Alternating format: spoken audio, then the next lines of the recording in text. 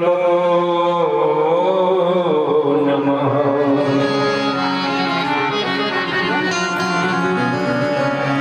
श्री गुरुदेव चरण कमलेभ्यो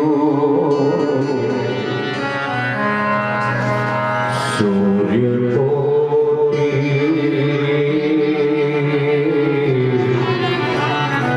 समप्रभ निर्विघ्नं कुरु सर्वकार्येषु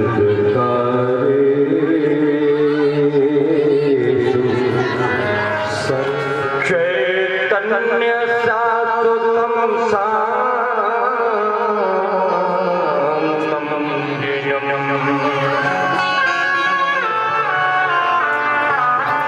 नादो बिंदु कलातीतं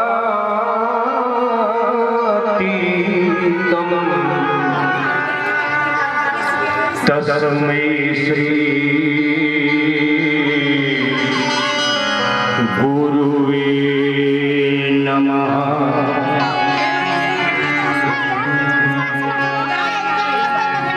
नारायणं नमस्ते नरोत्तमं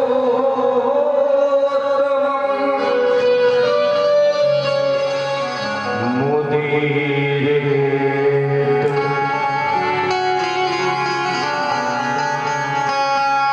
सीतानाथो समारम्भः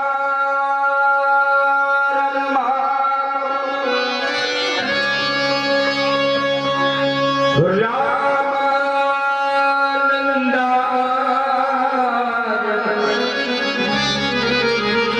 मध्यमाम्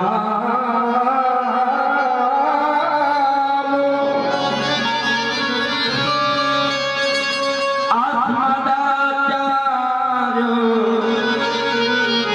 पर्यन्ताम्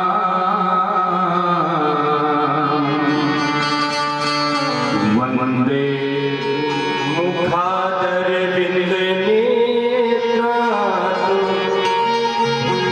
कृष्णात् परं किमपि ततो महं न जाने। तत्त्वमहं न जाने। रागासाध्यं साधनं यस्य मंत्रो राधा मंत्रदात्री च राधा सर्वं राधा जीवनं यस्य राधा राधा राधा वाच किं तस्य राधा राधा वाच किं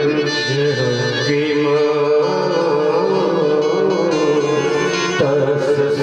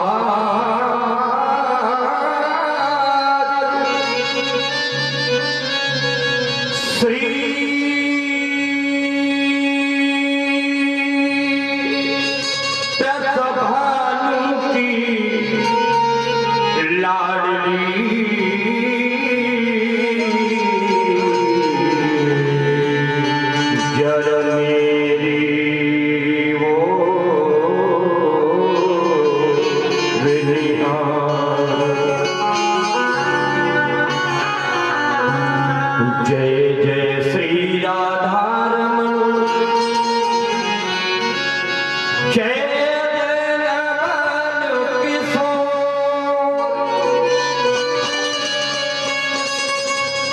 जय गोपी चित चोर प्रभु जय जय मां खन चोर बिगड़े काज बनाइए पान कर कृपा निधान बार बार वंदनो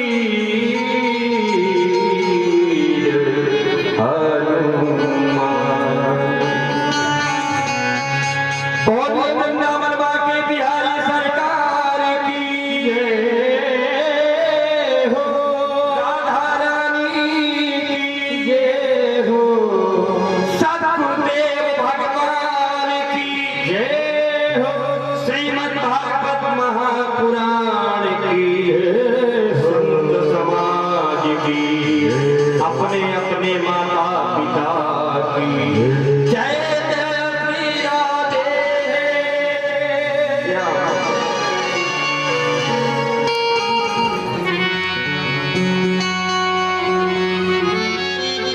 आइए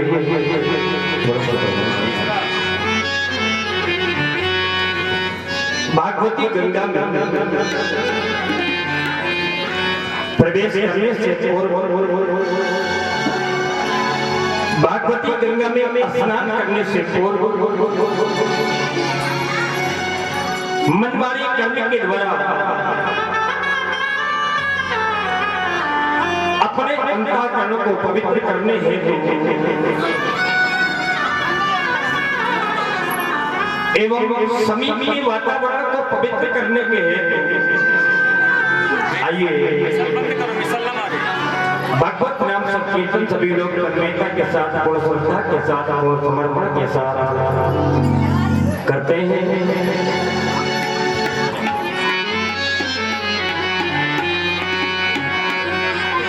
सभी लोग कीर्तन में ताली सेवा करेंगे।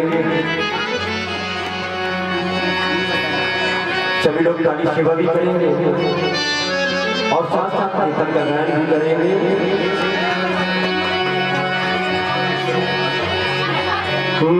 जय राधा माधव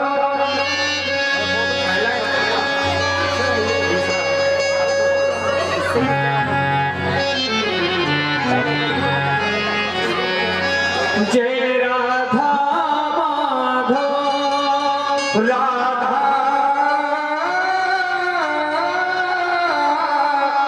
माधव जय हो जय राधा माधव राधा माधव जय हो जय राधा माधव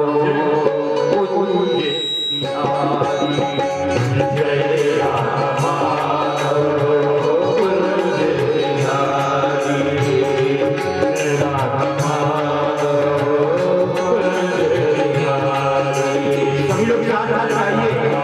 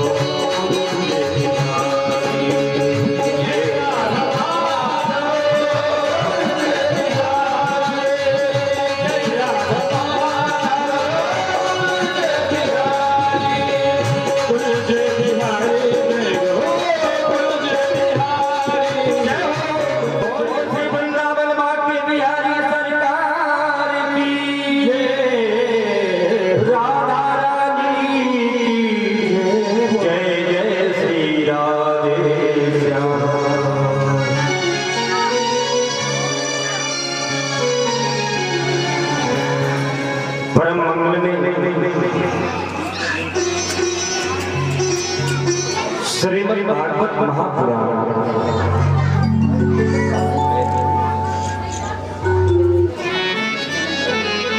परमहंसों की संगीता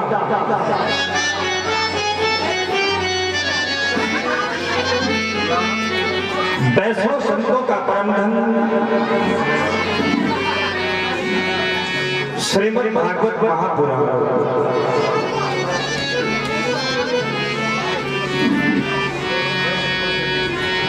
उन आनंद कंद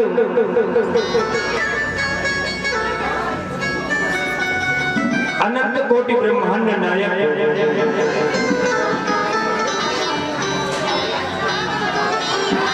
अकारण करुणा बरवाले राधा रमण बाधा हरण श्री वृंदावन चंद्र एवं आनंद कंदनी श्री वृषभानुनंदिनी राधा रानी की असीम कृपा करुणा के कारण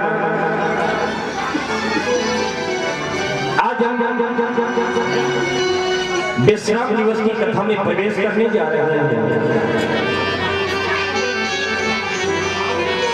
और किसी कारणवश अगर 6 दिन की कथा कोई श्रवण नहीं कर पाता और वो विश्राम दिवस की अंतिम दिवस की कथा को श्रवण कर लेता है तो 7 दिन की कथा का फल उसे प्राप्त हो जाता है। इसलिए विश्राम दिवस की कथा बहुत मन लगा करके पूर्ण श्रद्धा के साथ समर्पण करना चाहिए।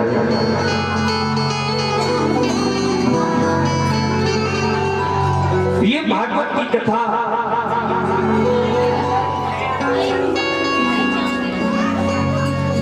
भगवान के चरित्र से हमें ये सीखने को मिलता है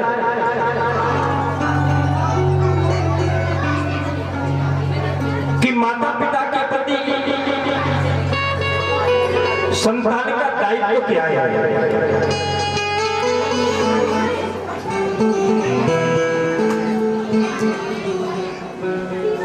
भाइयों का आपस में किस प्रकार से व्यवहार होना चाहिए।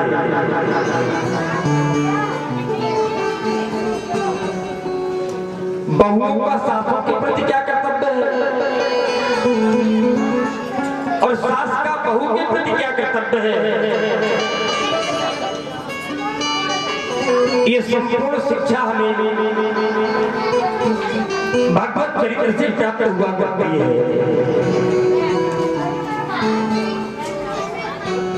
एक बात हम बताएं, जिन्हें भगवान भाई देता है बड़े भाग्यवान होते हैं वो लोग जिन्हें भगवान भाई देता है, लेकिन उनसे भी अधिक भाग्यवान होते हैं वो लोग जिन भाइयों में प्रेम होता है।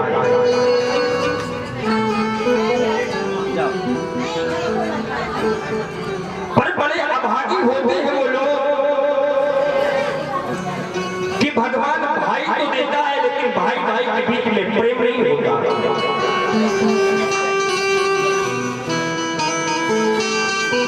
भाइयों के बीच में फूट होती है, एक दूसरे से जलन होती है और इस फूट का ये परिणाम होता है, इस जलन का ईर्ष्या का ये परिणाम होता है कि कभी कभी परिवार बिखर जाता है।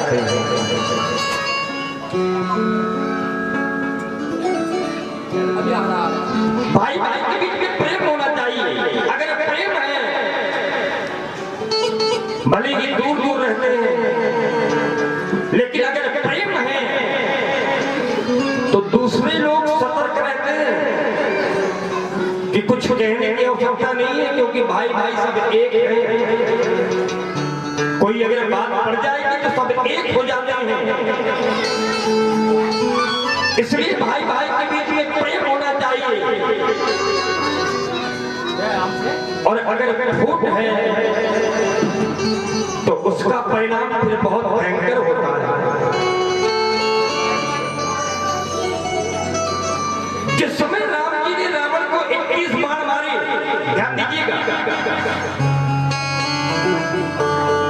जिस समय राम जी ने रावण को 21 बाण मारे तो 10 बाण सिर में लगे तो सिर कट गए, 20 बाण 20 भुजाओं में लगे तो भुजाएं कट करके गिर गई और 1 बाण नाभि में लगा, रावण धरती पर गिर गए। तो उस समय रावण ने राम से एक ही बात कही कि राम तुम क्या सोचते हो कि तुमने विजय प्राप्त कर लिया, और जानते हो ये विजय तुम्हें क्यों मिली है?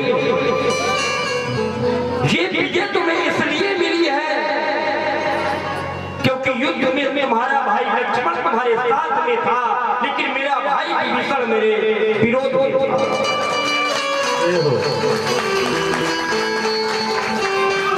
था।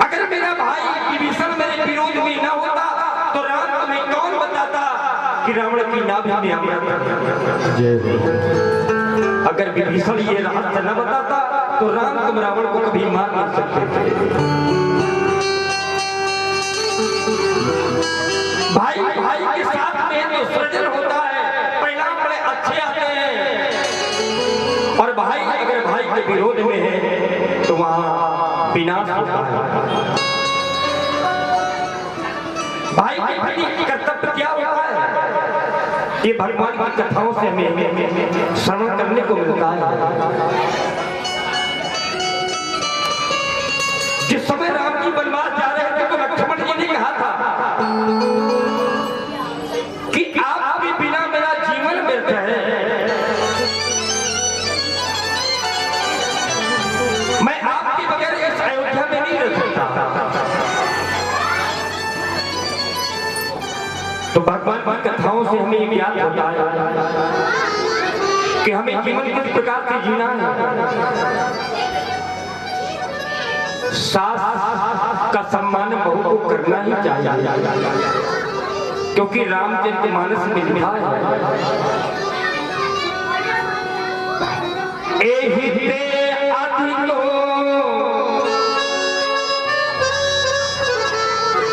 धर्म नहीं दूजा,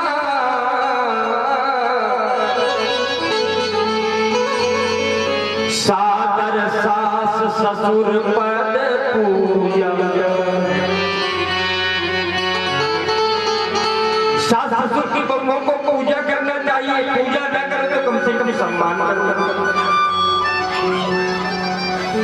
बहू को ये सोचना चाहिए कि अपने माता पिता को छोड़ करके आई है तो सास ससुर माता पिता के रूप में ही तो होते हैं। लेकिन सास का भी कर्तव्य होता है बहू के प्रति। अगर गोस्वामी तुलसीदास जी महाराज ने बहू के लिए कर्तव्य बताया है तो सास के लिए भी कर्तव्य बताया है। क्या? बधू ललकनी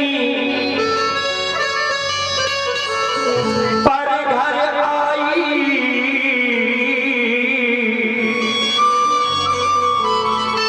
तो राखी ताही पलक की ना।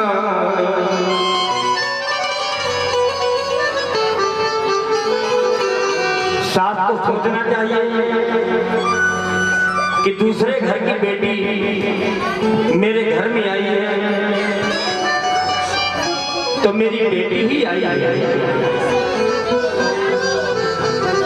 और उसकी रक्षा किस प्रकार से करना है तो राखी नयन पलक की नाई, जैसे आंख की सुरक्षा पलक करती है उसी प्रकार से सास को बहू की रक्षा करना चाहिए, उसे बेटे के समान समझना चाहिए। इसलिए भगवान की जो कथाएं हैं इनसे हमें शिक्षा प्राप्त होती है। कल आप सभी लोगों ने श्रवण किया, बड़ा ही सुंदर रुक्मिणी जी का विवाह बड़े ही विधि विधान के साथ में भगवान द्वारकाधीश एवं रुक्मिणी माता का विवाह आप सभी के बीच में संपन्न हुआ।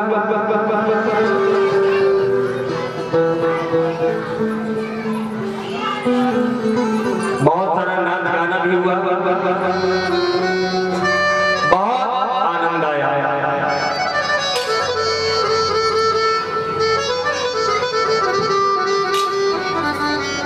समय व्यतीत हुआ, भगवान के घर में पहला पुत्र जन्म लेता है। ध्यान दीजिए, नहीं तो फिर कथा समझ में नहीं आएगी। भगवान के घर में पहला पुत्र जन्म लेता है, नाम है प्रद्युम्न। ये प्रद्युम्न कौन है? ये प्रद्युम्न है कामदेव। जब भगवान शंकर ने कामदेव को जलाया था तो उस समय कामदेव की पत्नी रति व्याकुल हो गई, प्रभु आपने मेरे पति को भस्म कर दिया, अब मेरा क्या होगा। तो भगवान शंकर ने कामदेव की पत्नी रति को वरदान दिया। क्या वरदान दिया था?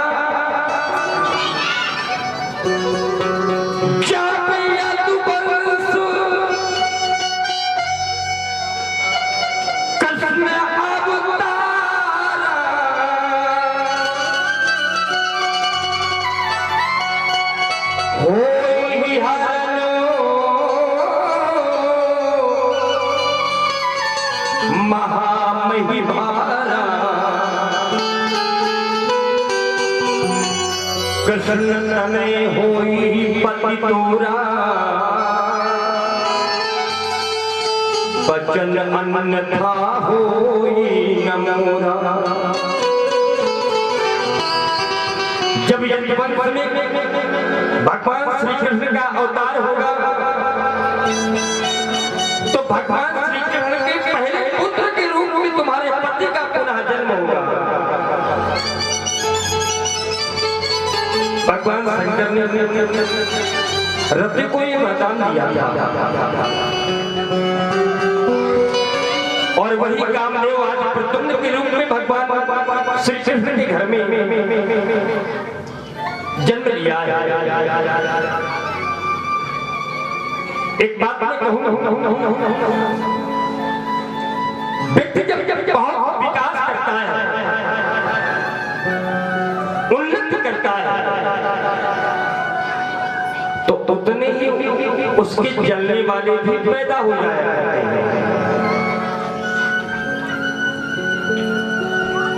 मतलब कुछ नहीं है, वो अपना परिश्रम करके कमा रहा है, लेकिन जलने वाले स्वाभाविक रूप में पैदा हो जाया करते हैं। जलन कुछ नहीं, जलन केवल इस बात की है कि पहले महीने में 5,000 रुपए कमाया करते थे, अब तो हफ्ते में लाखों के वारे न्यारे हो रहे हैं। परिश्रम वो कर रहा है, लेकिन जलन पड़ोसियों को होने लगती है। जलन इस बात की भी हो जाती है कि पहले तो कच्चे मकान में रहते थे और अब तो भैया संगमरमर का बंगला बना हुआ खामा खा, कोई मतलब नहीं है, लेकिन जलने वाले पैदा हो जाया करते हैं। लेकिन मेरे भाई बहन, उन्हें जलने वालों की परवाह नहीं करना, उन्हें जलने वालों की ओर ध्यान नहीं देना। हमें तो अपना काम करना है।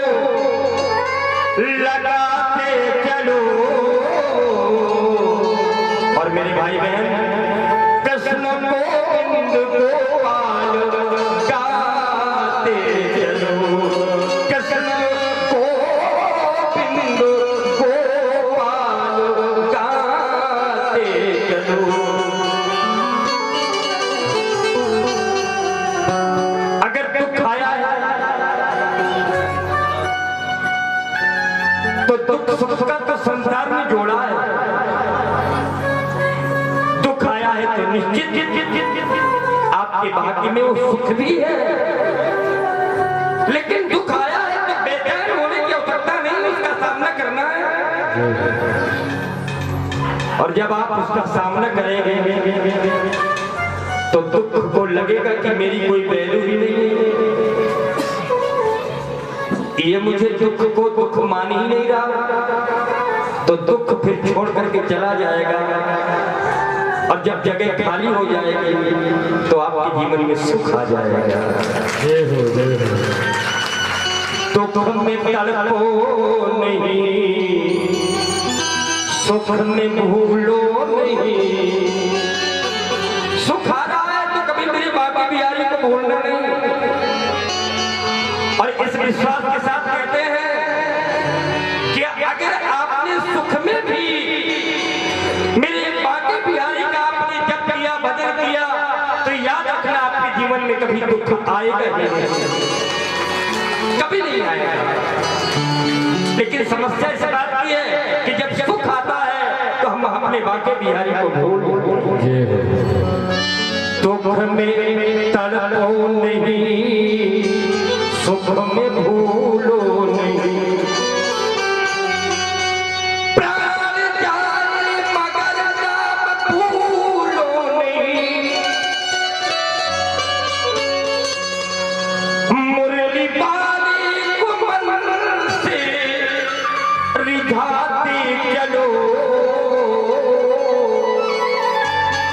और मेरे भाई बहन, कृष्ण गोविंद गोपाल गाते चलो, कृष्ण गोविंद गोपाल गाते चलो। एक बात बताएं, रास्ते में कोई व्यक्ति जा रहा है, बहुत ध्यान से सुनिएगा, रास्ते में कोई व्यक्ति जा रहा है और आपने यहां से उसका नाम बुलाया, तो व्यक्ति आपकी ओर मुड़ करके देखेगा कौन बुला रहा है। इसी प्रकार से भगवान को आप जब बार बार पुकारोगे तो कभी न कभी तो मेरी बाकी बिहारी की दृष्टि आप पर पड़ेगी, कभी न कभी भगवान आपकी ओर देखेंगे। याद आएगी उनको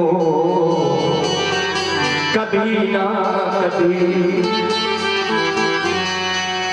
कृष्ण दर्शन तो देगी कभी ना कभी। ऐसा विश्वास मन में तुम जगाते चलो, और कृष्ण गोविंद गोपाल गाते चलो, कृष्ण गोविंद गोपाल गाते चलो। भगवान के जीवन में भी दुख आया, क्या दुख आया कि जिस समय भगवान के घर में पहला बालक जन्म लेता है तो उसी समय एक दैत्य आया, नाम था संबरासुर। संबरासुर नाम का दैत्य भगवान के पुत्र प्रद्युम्न को प्रसूति का ग्रह हमारे सोर वाले ग्रह उस पुत्र को उठा करके ले गया और समुद्र में फेंक दिया। उस बालक को ले जाकर के समुद्र में फेंक दिया तो एक मछली खा गई। मछुआरों ने उस मछली को पकड़ा और जिस समय उस मछली को काटा तो उस मछली के अंदर से एक बालक निकला। उस बालक को लेकर के वो पुनः संबरासुर के पास में गए तो संबरासुर ने उस बालक को जो एक दासी थी उसके यहाँ राजमहलों में, उस दासी का नाम था विद्यावती। उस बालक का पालन पोषण करने के लिए विद्यावती को दे दिया।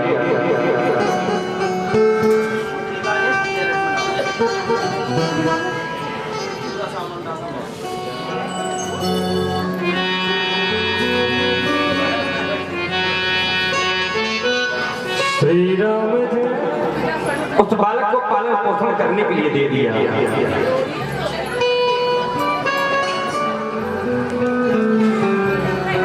पालन पोषण करते करते एक दिन की बात है कि देवत से नारद जी आए और देवत से नारद जी ने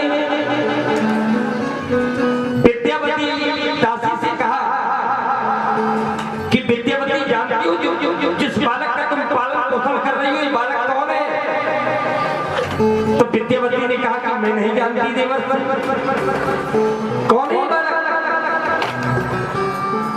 तो नारद जी ने बताया कि ये तुम्हारा पति है कामदेव, तुम विद्यावती के रूप में अवतरित हुई हो, पूर्व जन्म में तुम्हारा नाम था रति, ये तुम्हारा पति है। जब नारद जी ने ये बात बताई विद्यावती बहुत प्रसन्न हुई, उस बालक का पालन पोषण कर किया और बहुत कम समय में वो बालक युवा हो गया, बड़ा हो गया। एक दिन उस बालक ने विद्यावती से कहा कि तुम मेरा पालन पोषण करती हो लेकिन तुम्हारे अंदर में मातृत्व भाव नहीं देखता, जैसे माँ के भाव होते हैं वो भाव तुम्हारे अंदर मुझे दिखाई नहीं देते हैं। तो विद्यावती ने कहा कि माँ भाव दिखाई भी नहीं देंगे। बोले क्यों? बोले इसलिए कि आप पूर्व जन्म में मेरे पति थे और इस जन्म में मुझे आप इस प्रकार से प्राप्त हो गए। विद्यावती बताती है भगवान नारायण सुतः सम्म्रियाधतो ग्रहात् अहं ते भीता पत्नी रति कामो प्रभु, मैं हूं तुम्हारा काल। दोनों के बीच में भयंकर युद्ध हुआ और प्रद्युम्न जी ने सम्राट का वध कर दिया। रति को लेकर के पुनः द्वारिका आए तो रुक्मिणी की खुशी का कोई गाना ना रहा। क्यों? क्योंकि एक बालक पैदा हुआ था जो सोवर वाले ग्रह से ही असुर चुरा करके ले गया था, लेकिन वही बालक जब वापस लौट के आया तो अकेले नहीं आया, बहू रानी के साथ में आया। रुक्मिणी बहुत प्रसन्न हो गई। समय व्यतीत हुआ, राजा से परीक्षित कहते हैं आचार्य सुखदेव जी से कि गुरुजी मैंने तो सुना है भगवान श्री कृष्ण के 16,108 विवाह, लेकिन कथा आपने केवल एक विवाह की सुनाई है। शिष्य को जिज्ञासा है भगवान के संपूर्ण विवाहों की कथा में आपसे सुनना चाहता हूं। आचार्य सुखदेव कहते हैं राजन परीक्षित, तुमसे बड़ा जिज्ञासु श्रोता मैंने जीवन में कभी देखा नहीं। जितना मैं सुनाता जा रहा हूं अपने हृदय रूपी सागर में तुम उतना ही समाहित करते चले जा रहे हैं। भगवान के 16,108 विवाह हुए तो मैं अन्य विवाहों की भी आपको कथा सुनाता हूँ। राजा परीक्षित एक राजा था, नाम था सत्रजित। सत्रजित नाम का राजा था। उसके पास में एक मणि थी। उस मणि का नाम था स्मंतक मणि। और उस मणि की विशेषता ये थी कि प्रतिदिन 8 भार सोना दिया जाता था। एक दिन की बात है, भगवान के परिवार वाले यदुवंशियों ने सत्रजित से कहा कि ये मणि द्वारकाधीश श्री कृष्ण को दे दो। वो इतने बड़े सम्राट हैं, ये मणि उनको दे देना चाहिए। तो सत्रजित ने कहा कि मणि मेरी है और मैं अपनी मणि किसी को नहीं दे सकता। सत्रजित का जो भाई था नाम था प्रसेन। एक दिन उस मणि को पहन करके गले में जंगल शिकार खेलने चला गया। प्रसेन का युद्ध एक सिंह के साथ में हो गया। सिंह ने प्रसेन को मार डाला और मणि छीन लिया। ये दृश्य एक भालू देख रहा था। उस भालू का नाम था जामवंत जी। जामवंत जी का युद्ध उस शेर के साथ में हुआ तो जामवंत जी ने सिंह को मार डाला, पछाड़ दिया, पराजित कर दिया और मणि ले लिया। मणि लेकर के चले गए और वो मणि अपनी बेटी को दे दिया। राजा सत्रजित जिनको जब पता चला कि मेरा भाई मार डाला गया और मणि भी गोल है, पता नहीं मणि कहां चली गई। तो राजा सत्रजित को ये शंका हो गई कि ये यदुवंशियों ने मणि मुझसे मांगा था। लगता है कि ये काम द्वारकाधीश श्री कृष्ण का है। तो सत्रजित ने अपनी पत्नी से कहा कि अगर तुम किसी से बताओ नहीं तो मैं तुम्हें अपनी शंका बता रहा हूं। मुझको लगता है कि मणि के चक्कर में ही श्री कृष्ण ने मेरे भाई प्रसेन को मरवा डाला। अब देखिए, सत्रजित ने अपनी पत्नी से बताया कि ये बात किसी से कहना नहीं, लेकिन बात फैल गई। क्यों? क्योंकि हम आपको बता ही चुके हैं, माताओं के हृदय में कोई बात पचती नहीं ना। अगर कोई विश्वास भी करे तो बेकार है। बीमार रहती हैं जब तक पता न देंगे। इनको श्राप है ना। माता कुंती को महाराज युधिष्ठिर ने अपनी माता को श्राप दिया। आइए वो भी कथा आपको बता दें। जिस समय महाभारत का युद्ध समाप्त हुआ तो महाराज युधिष्ठिर, चूंकि परिवार के लोग ही मारे गए थे, तो महाराज युधिष्ठिर पिंडदान कर रहे थे, जल अर्पण कर रहे थे। जितने लोग मारे गए थे सबको जल दे रहे थे। गंगा जी निकले तो कुंती माता पीछे से आई और कहने लगी, बेटा युधिष्ठिर थोड़ा सा जल कर्ण के नाम का भी दे देना। महाराज युधिष्ठिर चौंके, माता ये कर्ण कौन हमारे परिवार का है? वो तो सूत पुत्र था, हमारा कोई परिवार थोड़े ना था। मैं कर्ण के नाम का जल क्यों दूं? माता कुंती ने कहा, बेटा ये बात मैंने तुमसे हमेशा छिपा करके रखी थी। कर्ण तुम्हारा सगा बड़ा भाई था, सगा बड़ा भाई था। महाराज युधिष्ठिर ने कहा, कैसे भैया? तो कुंती ने सारा वृत्तांत बताया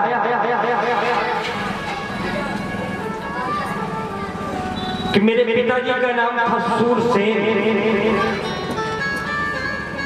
एक बार मेरे पिताजी के यहाँ राजा कुंती भोज गए। कुंती के पिता का नाम था सूरसेन और कुंती का जो बचपन का नाम था वो था प्रथा। एक बार सूरसेन के पास में राजा कुंती भोज गए तो कुंती को मांग करके ले आया। कोई संतान नहीं थी कुंती भोज, तो सूरसेन की उनकी बेटी मांग लिया, कुंती को गोद ले लिया।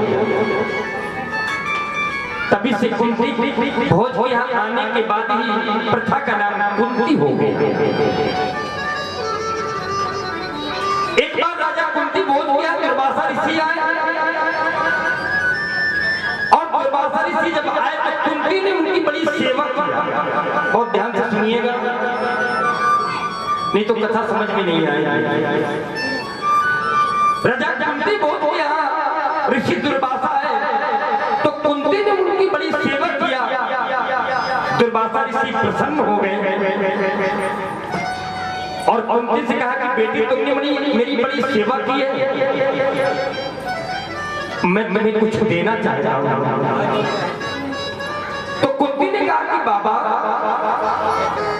ये तो मेरा कर्तव्य था, ये तो मेरा धर्म था, मैंने आपकी जो सेवा की है। नहीं बाबा, मुझे कुछ भी नहीं चाहिए। लेकिन दुर्वासा ऋषि नहीं माने तो कुंती को एक मंत्र देकर के चले गए और कुंती से कह गए कि बेटी इस मंत्र के द्वारा तुम जिस देवता का आवाहन करोगी वो देवता तुम्हारे सामने होंगे।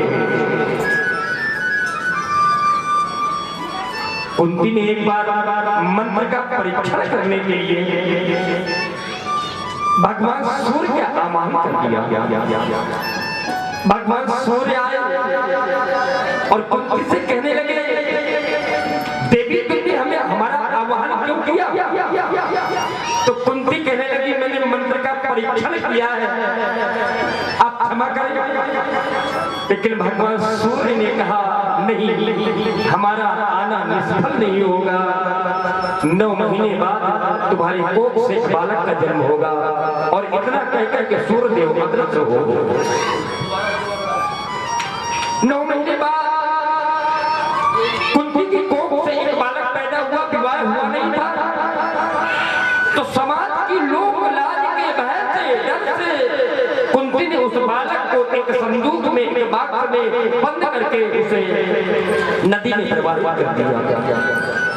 वो बालक एक सूत को मिल गया। सूत ने उस बालक का पालन पोषण किया और वही बालक आगे चल करके सूत पुत्र कर्ण के नाम से विख्यात हुआ।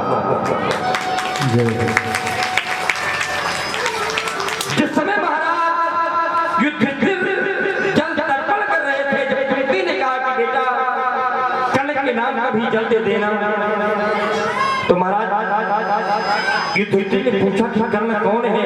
तब कुंती ने ये सारा वृत्तांत युधिष्ठिर जी को सुनाया।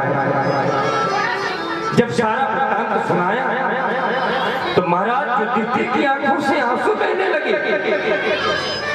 और कहने लगे, मां अगर तुमने ये पहले बता दिया होता, ये रहस्य अगर तुमने पहले बताया होता तो मुझे विश्वास है महाभारत जैसा युद्ध कभी नहीं होता। क्योंकि महाभारत के युद्ध में जो कर्ण था वो कौरवों की सेना की ओर से सबसे बड़ा पराक्रमी वीर था। पर तुमने मुझे समय में नहीं बताया, आज बता रही हो।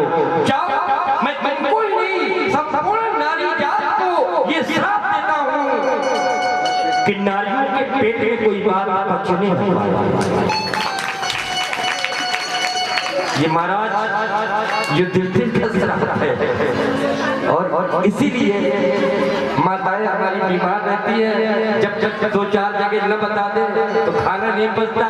और भागवत में लिखा है, कर्णे कर्णे चज पंचना, एक कान से दूसरे कान में, दूसरे कान से तीसरे कान में,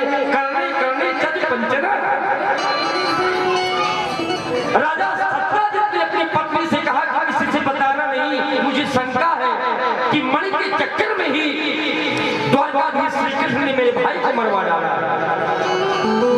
लेकिन बात फैल गई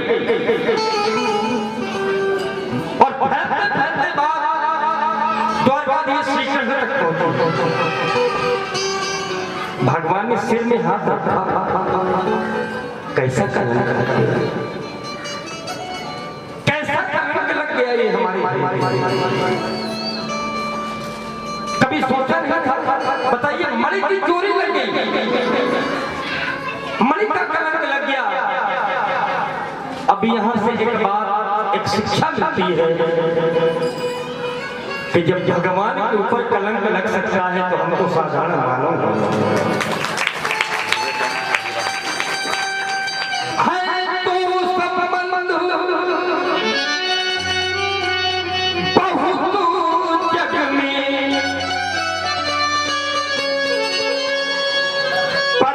में कोई सगा नहीं है। सगा संबंध तो हमारा माँ के बिहारी से है तो संबंध बहुत जग में, पर इनमें कोई सगा नहीं है। ऐसा कौन हुआ जग में जो संबंधों से भगा नहीं।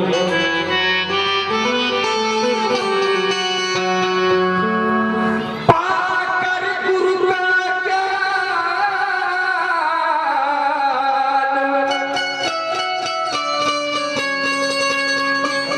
इस मोह निशा से जगा नहीं है।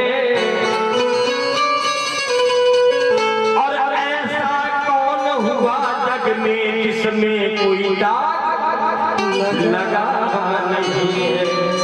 ऐसा कौन हुआ जग में जिसमें कोई दाग लगा नहीं है। भगवान के ऊपर कलंक लग गया, दाग लग गया, तो भगवान ने कहा दाग लगा है, कलंक लगा है, तो इसको छुड़ाएंगे। भगवान ने एक सेना की टुकड़ी तैयार किया और सेना लेकर के उस जगह पर पहुंचे जिस जगह पर सिंह मरा पड़ा था। सिंह को देखा, सिंह के पैरों के निशान, फिर आगे देखा तो भालू के पैरों के निशान। भगवान भालू के पैरों के निशान के सहारे आगे बढ़े और बढ़ते चले गए। चरण चिन्ह देखते देखते वहां पहुंच गए। कहां? एक पहाड़ की गुफा के सामने। भगवान ने देखा कि गुफा के बाहर एक कन्या, नवयुवती कन्या उसी मणि के साथ में खेल रही है।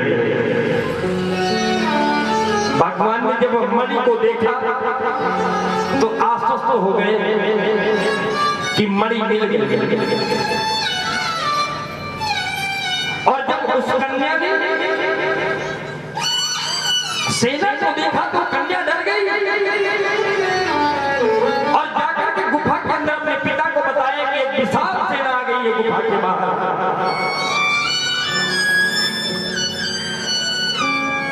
कन्या के पिताजी बाहर आए। जब बाहर आए तो सेना को देख करके वो लड़ने के लिए तत्पर हो गए। भगवान श्री कृष्ण का और जाम्बवती जी का भयंकर युद्ध छिड़ गया। युद्ध छिड़ने के बाद 27 दिन तक युद्ध चलता रहा और 28वें दिन मेरे श्री कृष्ण ने जाम्बवती जी को पछाड़ और पछाड़ने के बाद छाती में चढ़ चढ़ के बैठ गए। तो जाम्बवती जी ने हाथ जोड़ दिया, बात प्रभु हो गया। भगवान ने कहा क्या हुआ? बोले छोड़िए मैं जान गया आपको। जानित्वा सर्वभूतानां प्राणपूजा सहोबलम् विष्णु पुराण पुरुषः प्रभो विष्णु मधीश्वरम्। बात प्रभु, मैं आपको समझ गया। आप मेरे राम जी हैं, आप मेरे राम जी हैं। भगवान श्री कृष्ण ने कहा क्या कह रहे हो? बोले हाँ।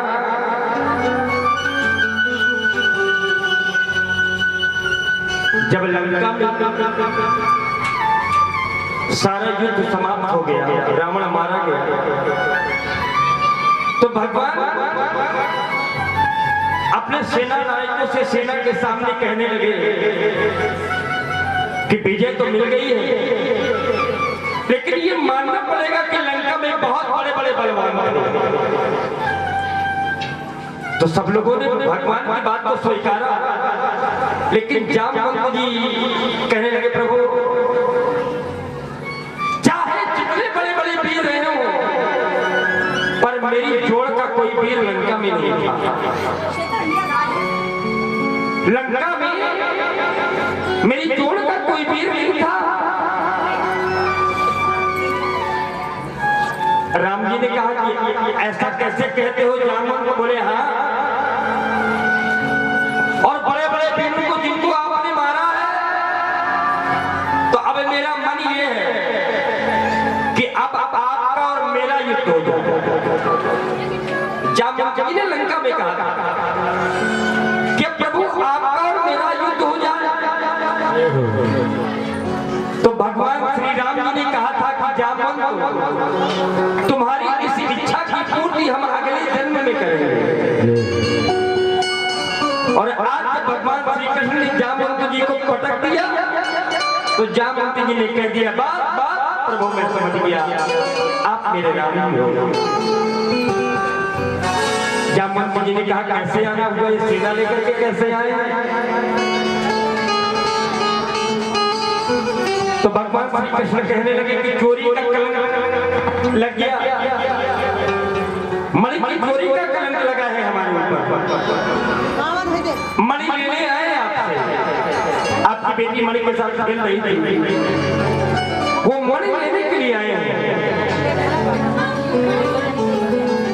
जामवंत जी ने कहा आप मणि लेने के लिए आए हुए हैं, लेकिन प्रभु क्षमा करें, मणि तो मैंने जब सिंह से मैंने मणि को लिया था, तो उसी समय मैंने बेटे को दान कर दिया था।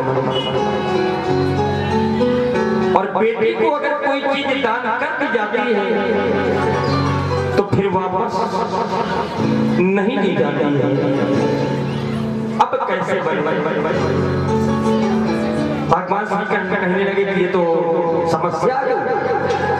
तो जामवंत जी ने कहा कि समस्या नहीं है प्रभु, समस्या नहीं है। ऐसा करिए कि आप मेरी बेटी के साथ विवाह कर लीजिए। मेरी बेटी का नाम है जामवंती। आप मेरी बेटी जामवंती के साथ में विवाह कर लीजिए, तो दहेज में मणि भी आपके साथ चली जाएगी। फिर क्या था, जंगल में तो जामवंत जी जब अपनी बेटी की विदाई करने लगे तो बहुत रोने लगे।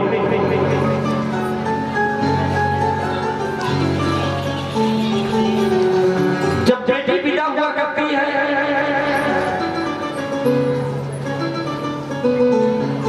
तो बेटे वाले दुखी होते हैं, रोते हैं, लेकिन जो बेटे वाले होते हैं वो हंसते हैं।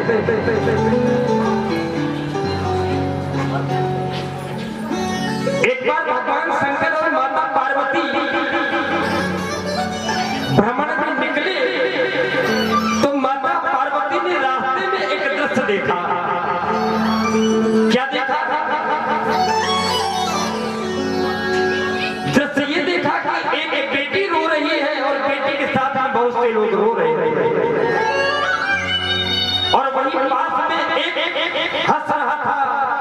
और उसके साथ वाले भी हंस रहे थे। तो माता ने भोलेनाथ से पूछा कि जो रो रही है और साथ वाले रो रहे हैं ये कौन है, और ये जो हंस रहा है और साथ वाले हंस रहे हैं ये कौन है। तो भगवान शंकर ने कहा ये जो रो रही है ये कन्या है, आज इसका विवाह हुआ है, विदा हो रही है। तो परिवार के लोग भी रो रहे हैं,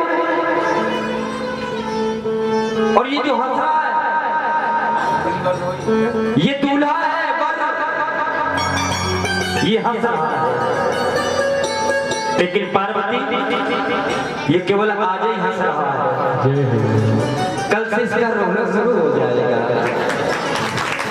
कल से रोएगा। क्यों? क्योंकि विवाह में सनातन धर्म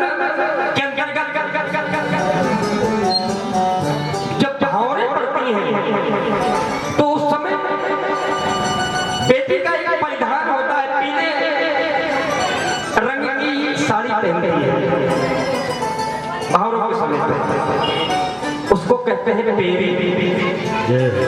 पीले वर्ण की होती है तो उसको कहते हैं पेरी। और पेरी का केवल एक ही मतलब होता है कि बगल में जो बर बैठा है इसको जीवन भर पेरी।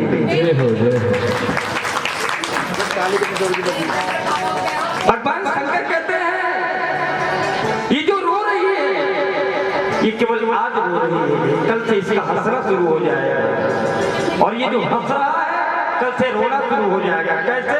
तो भगवान शंकर कहते हैं भावर पड़ जाएगी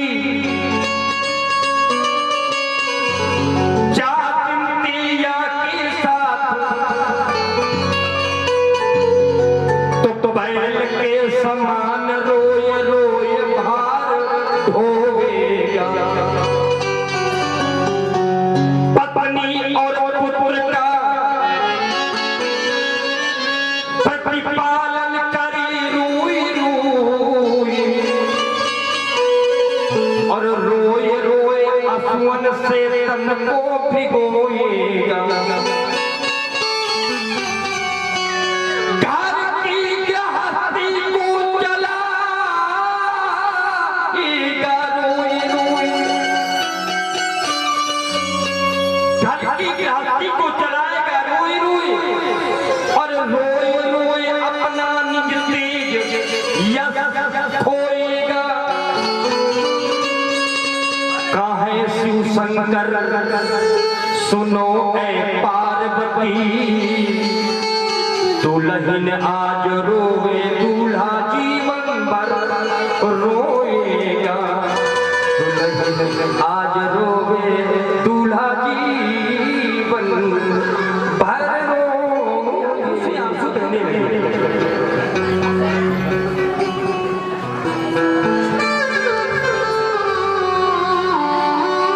जामवंत जी रोने लगे कि आज तक तो ये सहारा मेरी बेटी थी, अब बेटे के बगैर अकेले रहना पड़ेगा।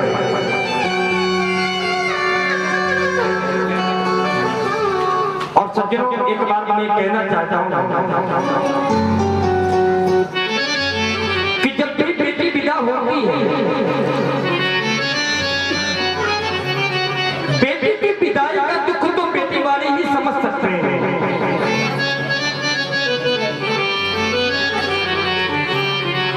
जिनके जीवन में बेटी है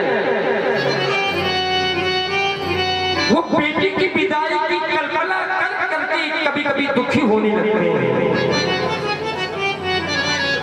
जिनके घर में बेटी होती है वो बेटी की विदाई के सपने देखा करते हैं। हर माता पिता ये सोचा करते हैं कि आज जिस बेटी का लालन पालन कर रहे हैं एक ऐसा समय आएगा जब हमको इस बेटी को विदा भी करना होगा, पत्थर जाएगा।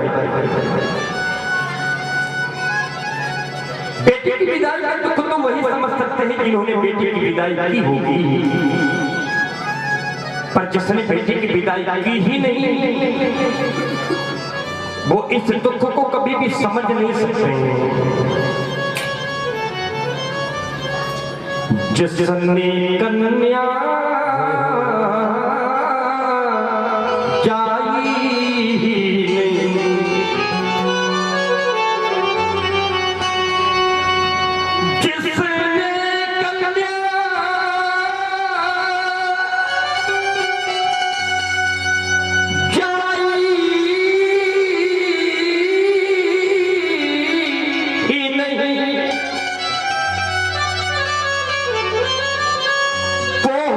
कन्या का दुख क्या जाने, और जिन पैर बीमारी फटी नहीं वो पीर पराई क्या जाने।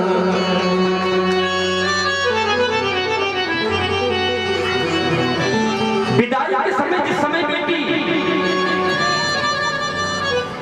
अपनी माँ की छाती से लिपट लिपट करके माँ माँ कह करके रोने लगती है,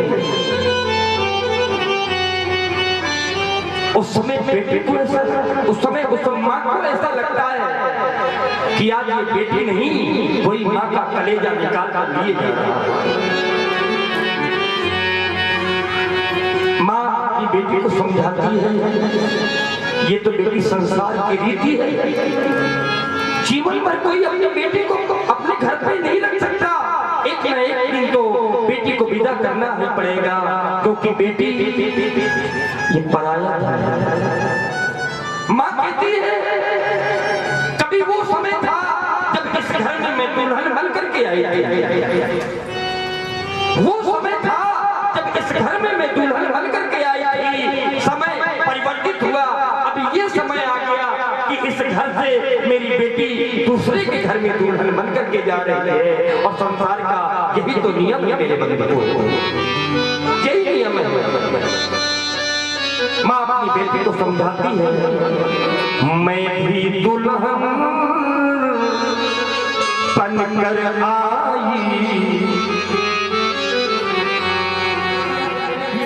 भाई है अब तुम्हारा समय है।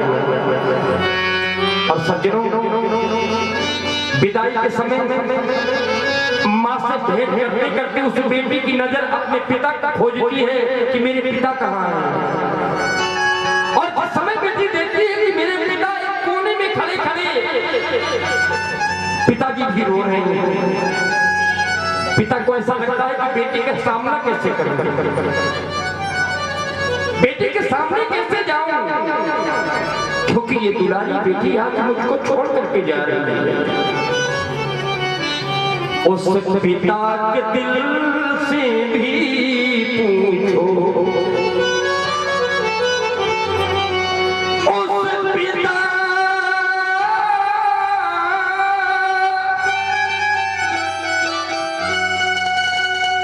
उस पिता के दिल से भी पूछो, जो बेटी किसी को देता है, और भावी जीवन को सोच सोच वो फूट फूट कर रोता है। विदाई के समय वो पिता कल्पना करने लगता है कि अपनी बेटी को मैंने कितनी नाजों में पाला है, पता नहीं ससुराल जाएगी तो ससुराल के लोग कैसे होंगे, मेरी दुलारी बेटी के साथ में ससुराल के लोग कैसा व्यवहार करेंगे। विधाता से कहता है, हे विधाता, तुमने मुझे बेटी का पिता क्यों बनाया। हाय विधाता, अरे तूने भी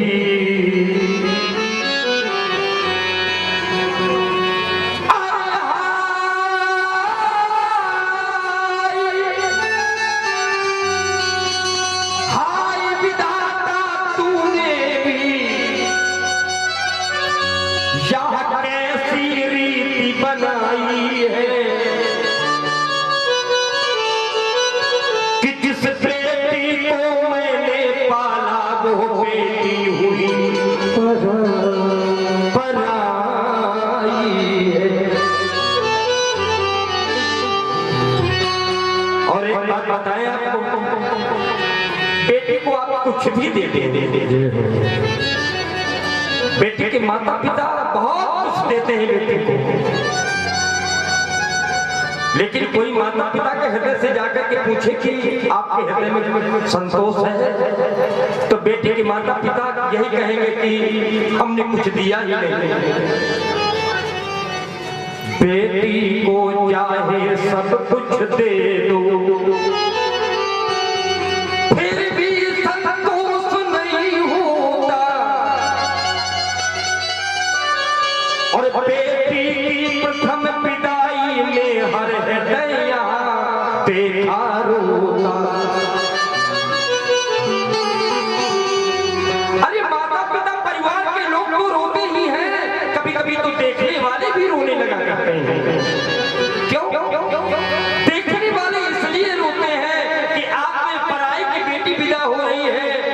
कल हमारा भी समय आएगा, हमें भी अपनी बेटी की विदाई करनी पड़ेगी। पर कौन नहीं रोते? जिसने की बेटी कभी विदा नहीं, दुख विदा का क्या जाने,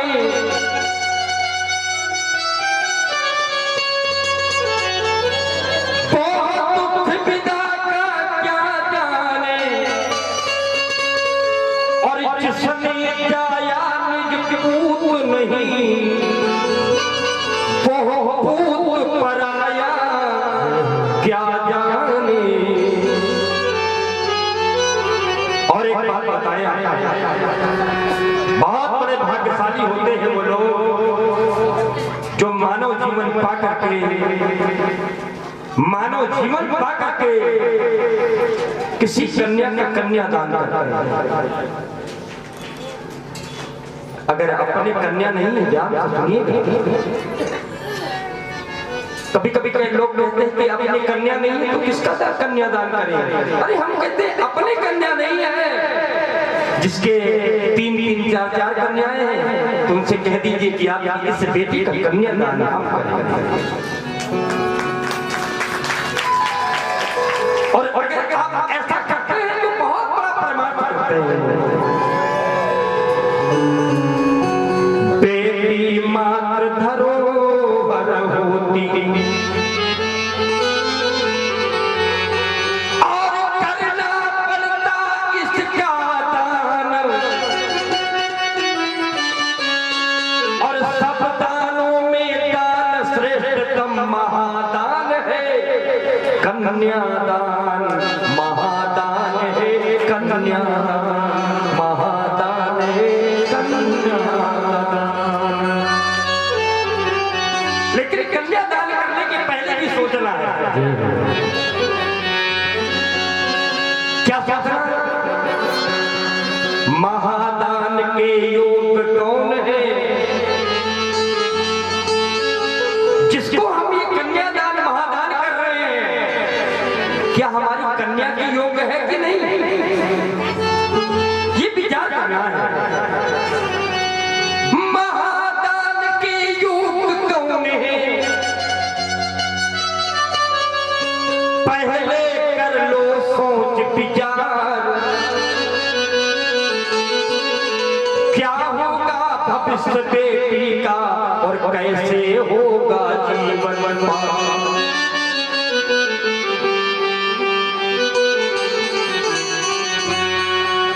जामवंती जी महाराज बहुत दुखी होकर के अपनी बेटी जामवंती का विवाह भगवान द्वारकाधीश के साथ करते हैं। बोलिए द्वारकाधीश भगवान की जय हो। मणि करके वापस आते हैं जामवंती के साथ।